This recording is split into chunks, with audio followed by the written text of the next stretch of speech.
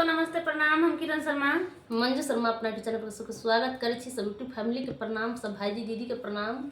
और हम दोनों दरानी जेठानी जा रहा छी बेटी विदाई। बहुत प्यारा सब बहुत दर्दनायक गीत गाब। अहाँ सब जरूर सुनब, कमेंट करके जरूर बताएब गीत केहन लागल नहीं लागल। फुल आज के अहाँ सब कमेंट करके जरूर बताएब। बेटी के बचपन से पोसे पाले छे, लेकिन विदाई काल में सबसे बेसी बेटी के माय बेटी रुलबी छे। सबसे बेटी माय के दर्द बड़ अबै छै, भाई के छोटका बड़ दर्द। अहाँ सब जरूर सुनब, कमेंट करके जरूर बहुत प्यारा सा गीत छे, बहुत सुंदर गीत छे। कने रंग डोलिया कौन रंग हरिया, कने रंग लगल कहर गे माई, कने रंग लगल कहर गे माई।